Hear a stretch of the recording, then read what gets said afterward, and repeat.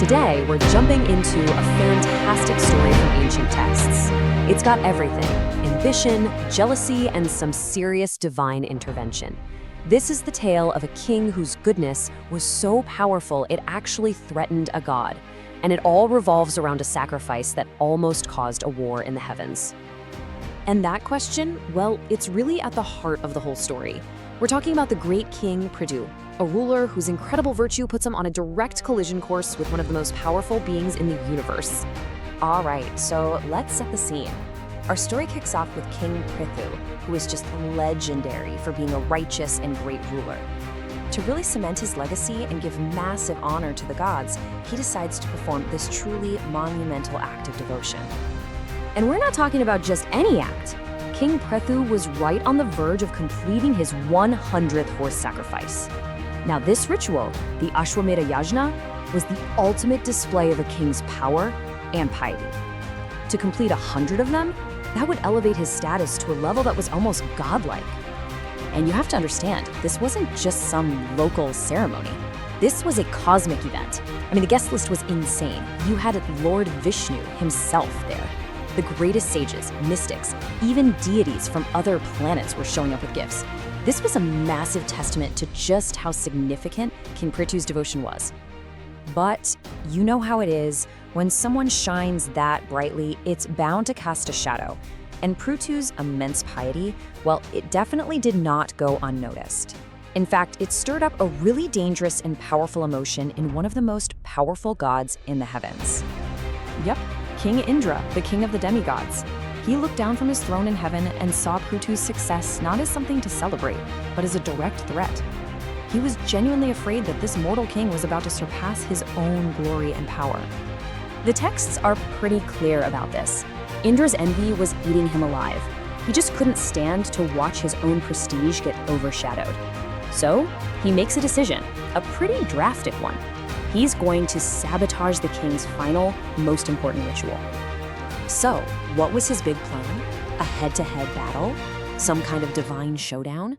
Nope. Indra decides to go with something way more sneaky. He comes up with a trick, a hoax, designed to completely undermine the very religion that Pṛthu was trying so hard to honor.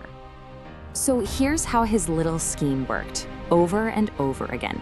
First, Indra would turn invisible and snatch the sacred horse right from the ceremony. Then he'd reappear, but disguised as a holy man, a sannyasi. This disguise was basically his shield. After all, who's going to attack a pious ascetic? It was a brilliant and pretty dirty trick. And this is the really twisted part of his plan. He wasn't just wearing a costume. He was weaponizing piety itself. By taking on the appearance of a sannyasi, someone who has given up all worldly attachments, he was committing an unholy act that was driven by nothing but pure ego and jealousy. And this just lays it all out, doesn't it?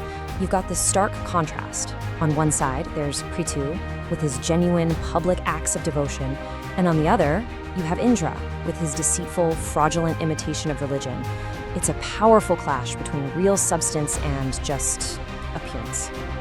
So this cat and mouse game keeps happening. Indra keeps stealing the horse in different fake disguises, and as you can probably guess, King Pṛthu's legendary patience starts to wear pretty thin.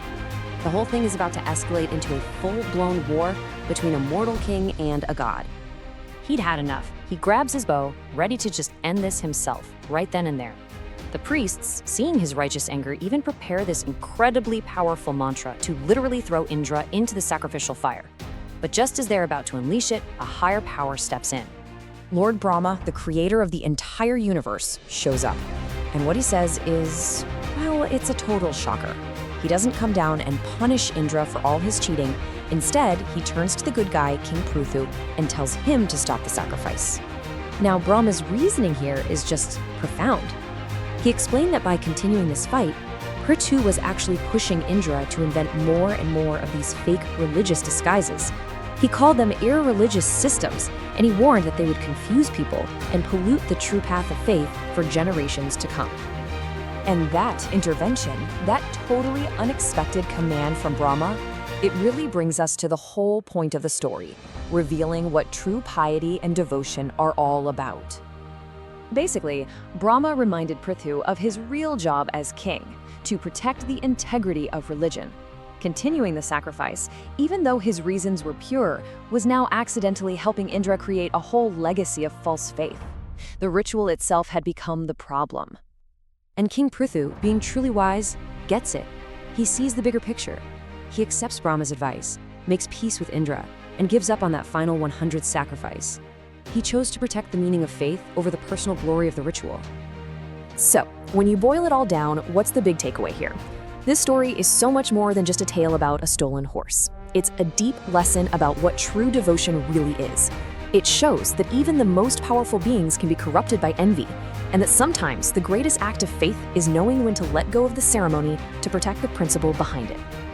And that leaves us with a really powerful question, one that challenges us all to look past the external shows of belief and really think about the true intention behind our own actions. It's a question that is just as relevant today as it was in the time of King Pṛthu. Thanks for joining